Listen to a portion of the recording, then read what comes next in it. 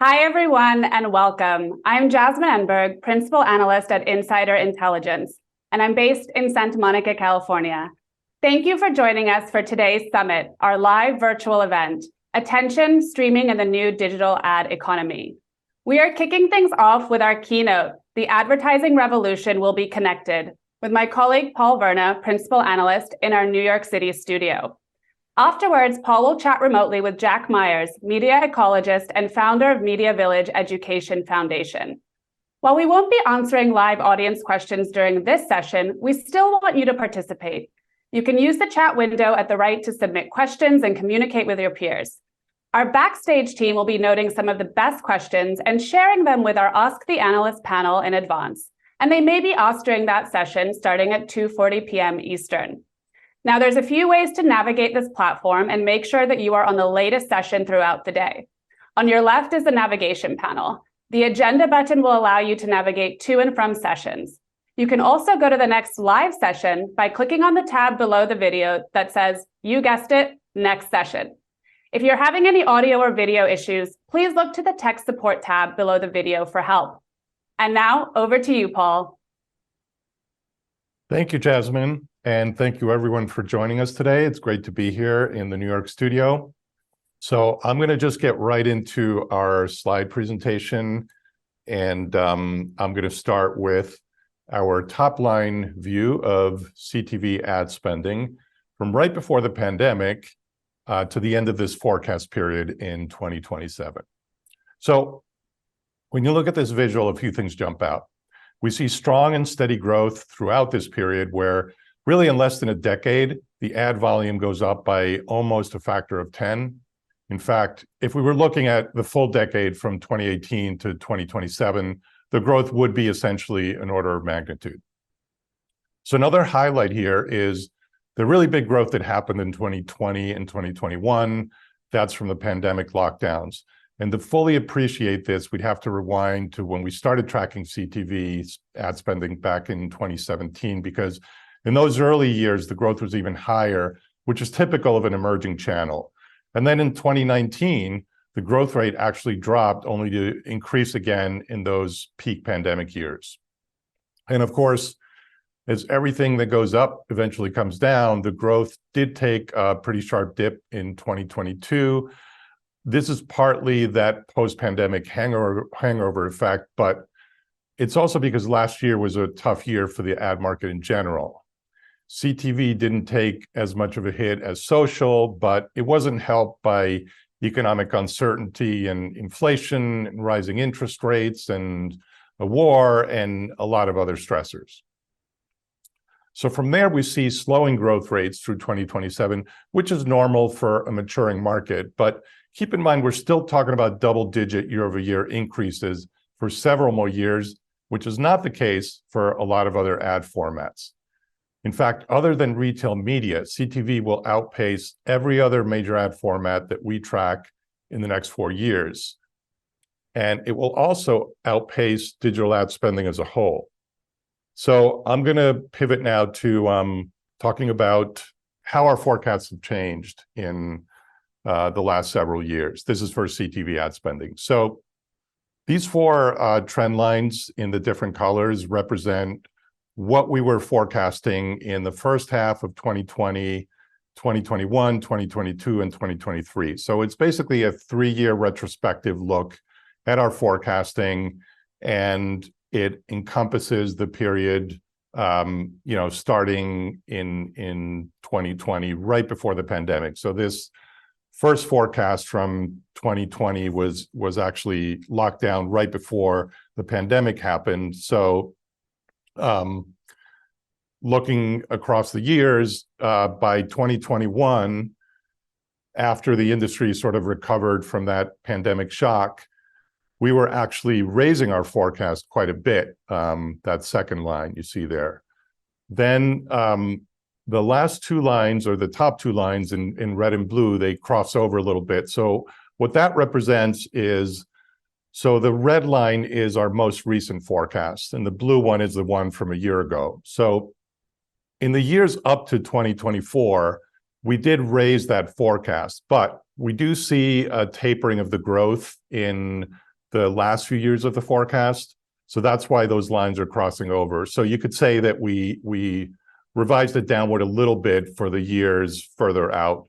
And the reason these lines all end in different years is that we typically forecast 4 years out. So in that 2020 forecast in black, we were forecasting out to 2024. Now, if you zero in on 2024 in that red circle, that's the last year that was shared by all 4 of these forecasts. And we actually see that the whole market basically gained about $13 billion relative to what we were seeing back then, right before the pandemic. So all of this is to say that this is a big growth story.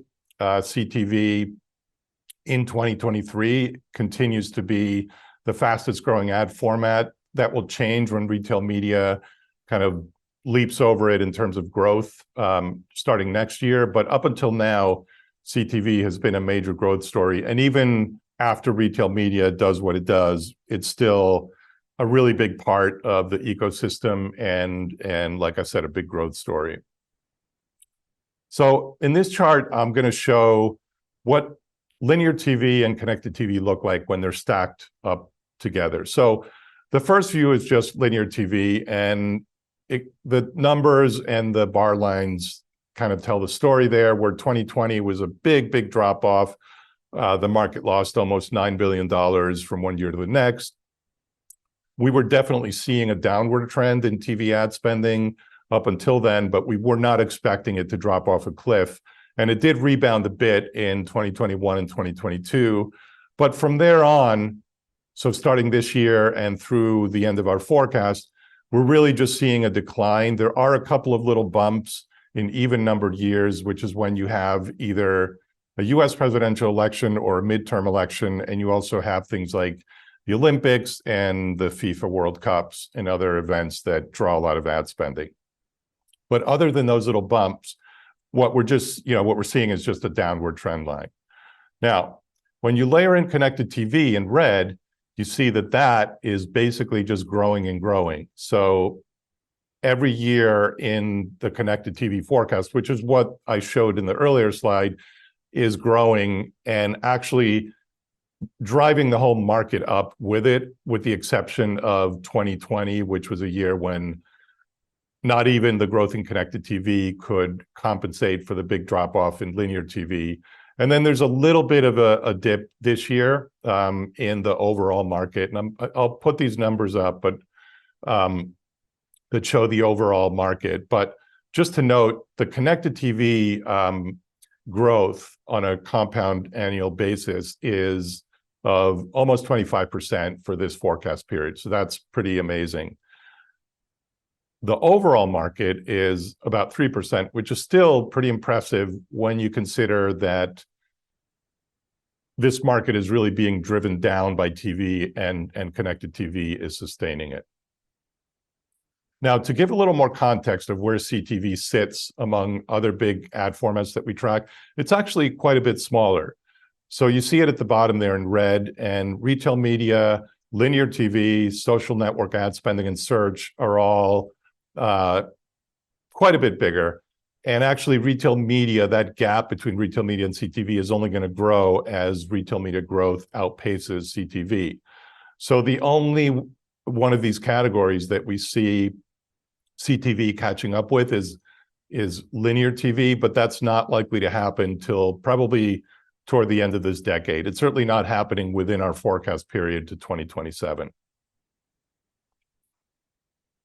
This chart shows what viewership looks like on linear TV versus streaming services. And there's a lot of jargony stuff in the title, like we say US traditional pay TV. So that basically just means people who watch TV on their cable or satellite systems through like a traditional subscription to those services. Whereas non-pay TV is basically cord cutters or cord nevers, who are people who never had traditional pay TV service in the first place. So that tipping point that's actually happening this year is where the viewing or the number of viewers on streaming services is outpacing the number of viewers on those traditional pay TV channels. I'm going to talk a little bit about the upfronts because we're still in that season. The live events just happened, and there's a lot to dissect there. And I know Jack is going to dwell on this a little bit also later. So just to show the video part of the upfronts, the digital video, which is also sold in the new fronts, the IAB new fronts. So again, the story is similar to what we see in digital video and CTV, where there's definitely a big growth spike in 2021. That's kind of like the post-pandemic recovery. 2020 growth had dropped a bit from the previous year.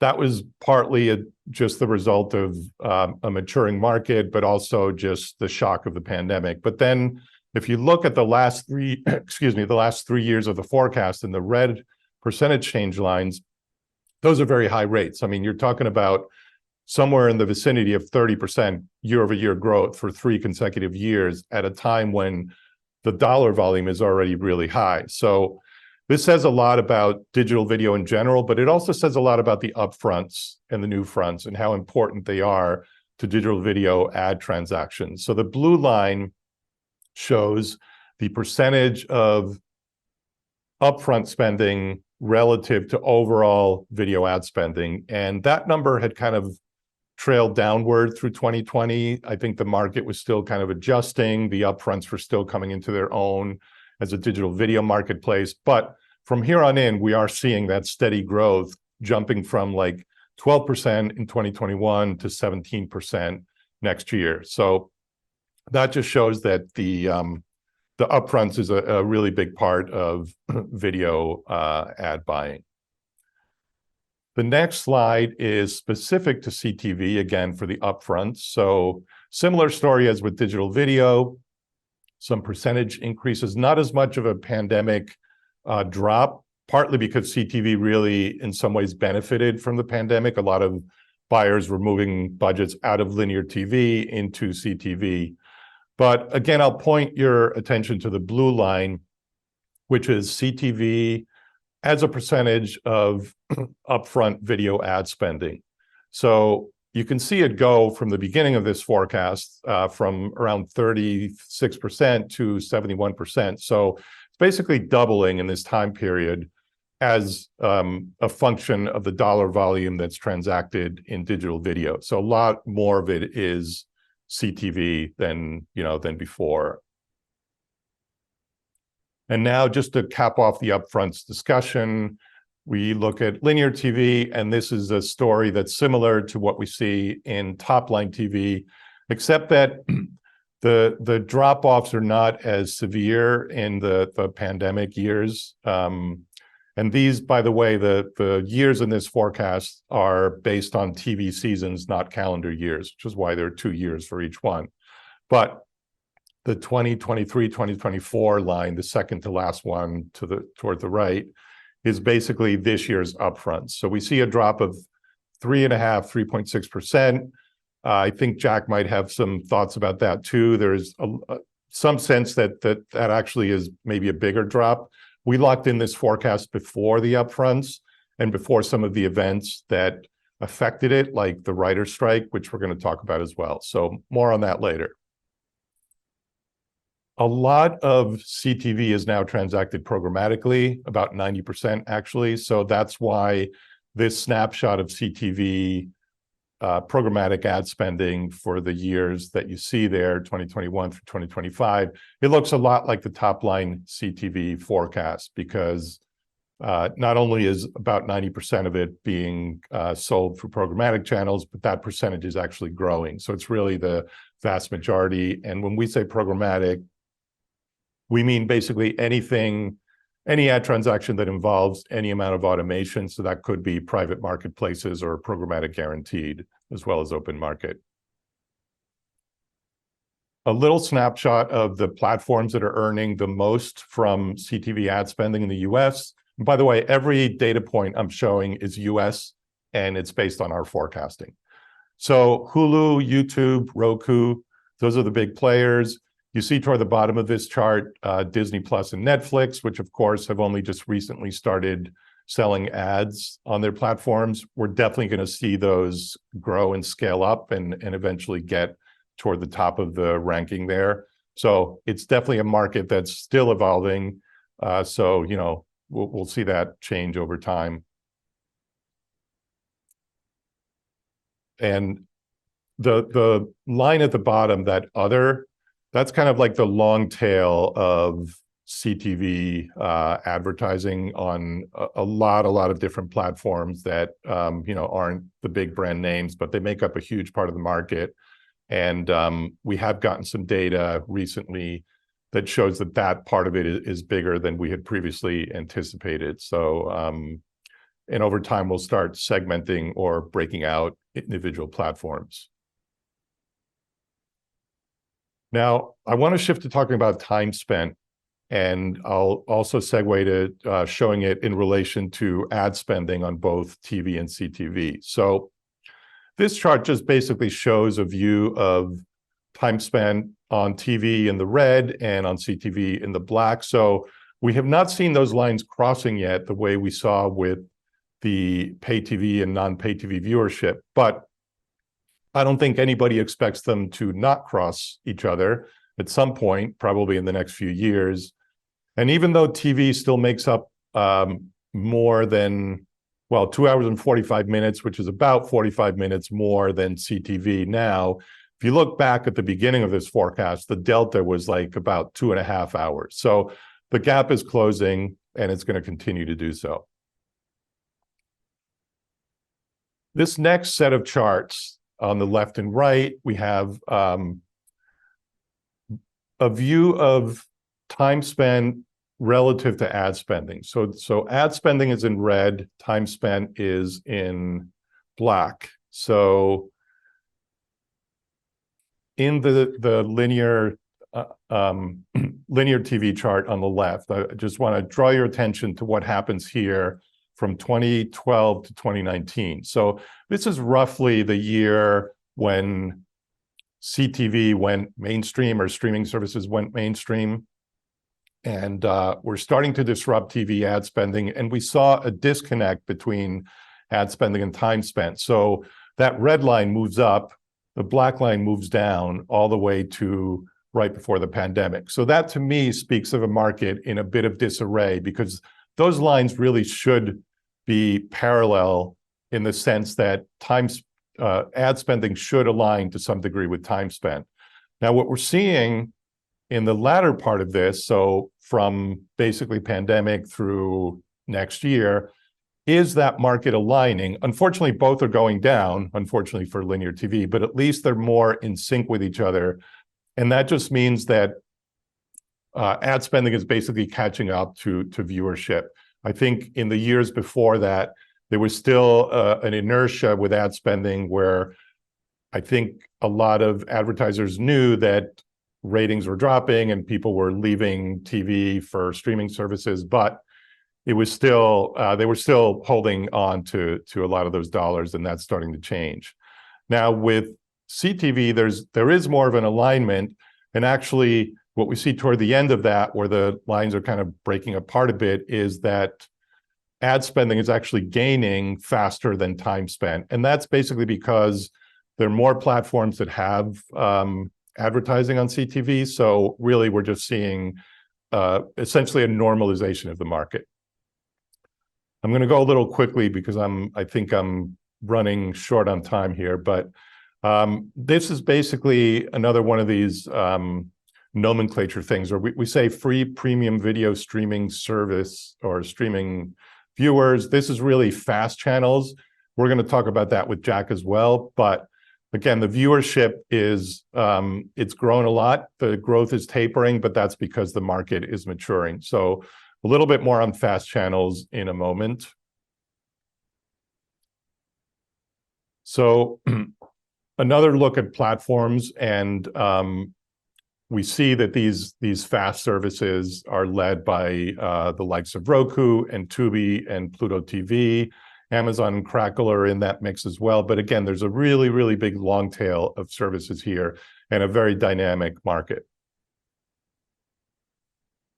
I'm going to talk just a little bit about demographics. So connected TV, here's the sweet spot. So you basically have millennials and Gen X as sort of like the biggest share of audience. And on TV, it's a very different story where it's the baby boomers who have an outsized share of viewing. So that's another indicator of where things are going. We could spend a long time just dwelling on demographics because it's a big part of the story here. But just briefly, one of the reasons CTV is gaining at the expense of linear TV is because marketers, they're seeing more scale on CTV. So it's about total reach, but it's also about who they're reaching, what that audience looks like. So obviously, younger audience, eventually Gen Z and younger generations will kind of grow into the CTV environment, but not the TV environment. So that's just another fine point on the overall trends we're seeing across linear TV and CTV. But just to summarize, CTV is obviously the big growth story. We've seen a lot of those platforms scale up, and we're seeing more of them, major ones like Netflix and Disney Plus, now entering the market after many years of being just subscription-based. So it's a very dynamic market, a growing one, and one that we're going to keep hearing a lot about as it continues to develop. So with that, I will turn it back to you, Jasmine. Thanks, Paul. That was so great as always. And I am so excited for you to unpack some more of these trends with Jack, who has just joined us. So Jack Myers is a media ecologist and the founder of MediaVillage Education Foundation, and he is based in Tucson, Arizona. Hey, Jack, so glad to have you. Good to be with you. Thanks. That was there is a lot to unpack there. I know. I'm excited to get started. So Paul, I'm going to throw it back over to you in the studio. Take it away. Thank you. And Jack, I know we could probably spend an entire webinar or 20 minutes on each of the topic areas I went into and others that I didn't. But I just want to start by just getting sort of a gut check from you of the data I showed. I know you may have some different, a sense of like the numbers being a little different, but just in terms of the trend lines and the overall story, how does it ring to you? Oh, directionally, you're right on target. I am a little more conservative on the how long linear TV, or if you want to refer to it more as scheduled or time-specific viewing of television, how you have that holding on a little longer than I do. And your CTV growth, I'm a little more bullish on CTV growth. But overall, there are some macro trends that you pointed to that are really important. Data, of course, the availability of increased data, increased first-party data. You mentioned retail media and the growth there, which is exponential and continuing to impact. And of course, the 90% programmatic CTV. That is an amazing number, and I think that's a number everyone needs to be paying attention to. You put those together, and you're looking at macro trends that really focus on the collapse of the traditional funnel, where television is at the top of the funnel and transactional media is at the bottom of the funnel, or marketing, and that is becoming overall collapsed. And that's driving greater effectiveness of media and advertising and greater efficiency, which means commoditization overall. Yeah, and just a quick note about the CTV and CTV forecasting. As you saw in that slide toward the beginning with the CTV forecast change, we update our forecasts continually, and I will not be surprised if CTV kind of races ahead of where we're expecting now, and TV goes down even further. As one executive that I spoke with about the upfront said, change happens slowly and then it happens all at once. So I will not be surprised if there's more of like a landslide effect. But we do try to be conservative with our forecasting. So for now, this is what we're seeing, but we're always looking ahead. So. Well, it is, as you point out, it's lily pads on the pond. They're under, you see one or two, and then the next day the pond is covered. They've been under the surface. What we're seeing is the lily pads popping to the surface here. the upfront is going to be a really interesting unfolding over the next probably 45 to 60 days. From what I'm hearing now, a lot of the upfront is going to be drawn out. There are concerns about the length of the writers' strike and the impact there on original content coming into the traditional fall season. Depending on whether we expect the Screen Actors Guild to also go out when their contract expires at the end of June. If the Directors Guild also goes out, that'll facilitate a faster solution. Mm-hmm. However, if the directors don't go out, the writers, that'll mean no game show programming. It'll really be a change, and the writers are prepared to go to the end of the year. Right now, that's what they're saying. When you walk the picket lines with them, that's what they're being told financially and emotionally to prepare for. So it could be a long drawn out. If it's not solved by July 4th, it'll probably go well into toward the end of the year. Yeah, and just for a little historical context, the last writer's strike in 2007 went for about 100 days. So. Mm-hmm. I mean, it's hard to handicap where this one is going to go.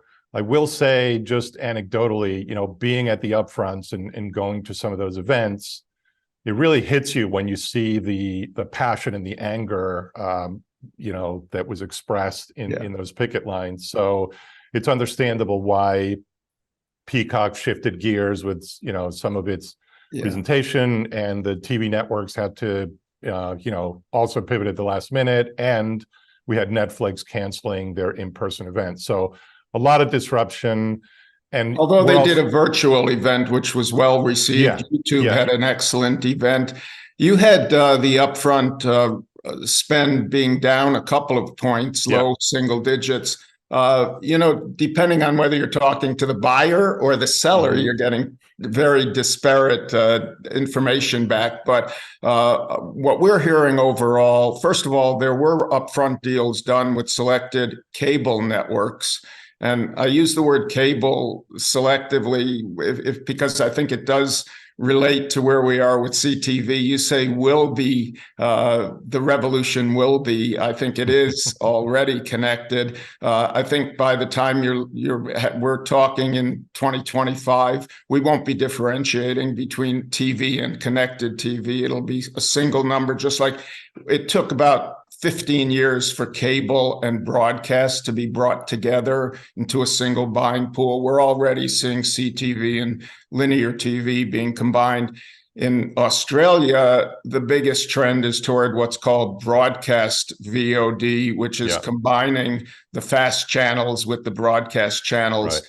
And that's accelerating more insight into reach and frequency. The numbers are proving out. So we're going to see more fast channels being launched. I see the upfront, though, not only being slow to evolve in terms of the big dollars and where they're being spent, but down potentially double digits. Sports CPMs being up into the double digits, but everything else either being up 2 or 3% for the big entertainment networks, and down 2 to 20% on CPM, depending on the individual networks and content. Yeah, and to your point about that blurring of the lines between TV and CTV, we also have been hearing for a long time that the upfronts should and probably will coalesce into one market where it's not distinguishable, like upfronts and new fronts and digital and linear. And the network events that I went to were very, very heavy on the streaming side. And on sports. Part of it, I think, because sports are a big deal, and they're kind of keeping some of that legacy viewing, in place. But also because I think with the writer's strike now in full play, and it was just starting at the time, I think the writing was on the wall that sports and news and unscripted programming were going to have to be emphasized, at least for the foreseeable future. Just continuing on the sports, we're seeing more and more sports moving over to the CTV programmers. So those those dynamics are impacting on linear TV. We're also seeing sports, more and more sports, especially the NFL, becoming more multi-stream, where people are doing their fantasy, they're doing their betting, they're watching the red zone, and we're going to see more and more sports being multi-screen and multi-stream dynamics. So, and then you mentioned retail, so we're going to see more and more traditional linear dollars, at least for the next 3 or 4 years, until data suggests that the shift toward retail is not a good economic one, which we don't know yet, but we're seeing more dollars flow from traditional television to retail media. And then let's not forget cinema. Cinema is back. What we're seeing at the studios and hearing from the studios is that they're going to be moving back into the cinema with a window before they put that. And then that's going to be a premium tier of pay-per-view. We already see Amazon, even if you're a Prime customer, you've got to pay some money if you want to get that first run movie, which means we're going to see some economics more towards series-like programming, more promotional dollars coming from that category into linear television. So there's a lot of dynamics that are shifting the focus of the buyers. Plus, you have the whole realities of Nielsen versus the other data providers. The whole measurement is collapsing. But I want to come back, if you don't mind, Paul, to your programmatic number of 90%. That is the canary in the coal mine. Right. We've seen over that 2019 versus 2023, we've seen in the upfront market and in the overall market, the linear market, more and more.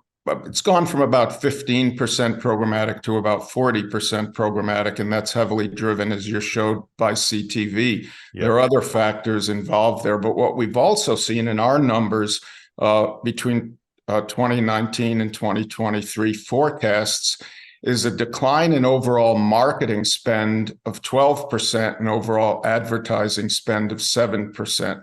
And that's driven by increased transactional commoditization, aka programmatic, where you do get better efficiencies, you do get a better prism into reach and frequency, which is a huge issue, has been for CTV, has been that 12-time frequency versus the 2.5 or 3-time frequency that marketers want. So that's a real factor, which is why I keep coming back to this idea of the fast channels being a must-have for every linear channel, because they need to be able to put together their free advertising supported television on demand with their linear to optimize within their own window reach and frequency. And we're going to see more and more fast channels, AMC, A&E networks. We'll see subscription TV like Hallmark and other channels adding in an advertising supported channel. We'll see more Freevee and Tubi dynamics. You mentioned Roku and the others. So there's it's not disruption in the marketplace. I think we've had the disruption. We just don't have the clarity of where it's headed, which is why this upfront is such a transformational one. The other quick comment I'll make in your numbers is you showed a lot of parity in the even years. So as you go from 21 to 22, 22 to 23, when you're including local, regional television in the mix, you're getting the political, plus at the network level, you're getting Olympics, World Cup dollars. When you take those out, you get a more truly accurate view of where the marketplace is. So I like that you look at 2019 pre-COVID, 2023 as the first post-COVID non-political look, and then 2025 and 27. Those are the numbers to be looking at. And directionally, I'm right in line with you. I just see accelerated decline of linear scheduled television and accelerated growth of CTV merging into a single marketplace. Now, going back to programmatic for a second, how much of a concern is fraud in the CTV space? There's been a lot of talk about it, but I think there are different schools of thought as to whether it's an actual threat or whether it's being blown out of proportion. I think there's some parties that have a vested interest in trying to solve for it. So what is your take on the whole? Well, I think fraud should be a huge issue. I want to call it the abundance of middlemen, and we're going to see increased consolidation across the industry. And we haven't really talked about consolidation, but everyone pretty much agrees that we're going to see consolidation, not only among the huge players. We're looking at, the potential future of Paramount, and, pretty much every major player is looking at how do they continue to grow or consolidate into another player. At the middle market level on the fraud, we're seeing so many middlemen taking fractional pieces of the pie. That has to consolidate and it has to condense, which is going to drive increased commoditization in the marketplace. I go back to the old John Wanamaker quote, 50% of my advertising doesn't work. I think he added to that, I don't care, advertising works. I think that's where brands and agencies have evolved to today with fraud. I think they say, I don't care, it works. We can't really figure it out without opening up huge cans of worms. And right now the marketplace works, the programmatic marketplace works. There's probably, on average, the guesses are 30 to 70 cents of every dollar spent programmatically. It goes to middlemen, does not get from the buyer to the seller. Ultimately, I believe all that has to go down to about 20%, but how long it takes to get down to that 20% and how much demand there is from the brands to do that, I don't see much demand right now. When you talk about consolidation, it kind of brings to mind just the vast array of business models that are at play here. I mean, in the traditional TV world, the business models are very simple, and basically every network had an identical business model and they competed head to head with each other. Very different situation now, right? Because you've got the tech-driven players like Amazon and Apple, for which CTV and streaming is just a drop in the bucket. Mm-hmm. You've got the pure play services like Netflix, where streaming is absolutely everything. And then you've got all the TV networks that are trying to shift their business models from that sort of like cable carriage fee model into a streaming model, which has different dynamics and lower margins for them. And then just to further complicate things, you have the device companies like the Samsungs or the Rokus. So talk a little bit about just the diversity of the business models and what that does to the market. Let's start there by saying that the business models in the television business writ large are outdated. They're literally, you can go back to the 1800s at the beginning of advertising to look at the buyer-seller relationship. And the transition from what has been a relationship business where demand exceeded supply to a transactional business where supply exceeds demand requires radical change in the business models. But you're just speaking about the upfront speaks to the fact that we're still operating in outdated business models. NBCU has done really interesting things. I think they accelerated the confusion about measurement. They've invested in commerce. Every player is going to need three business models: one, an advertising; two, a subscription; and three, a transactional commerce-based revenue stream. And where the emphasis is and how those evolve are what's in play right now. But I think ultimately we're going to see the consolidation and those three revenue streams being a core part of every business model. Where they fit within each individual company is what's in play right now.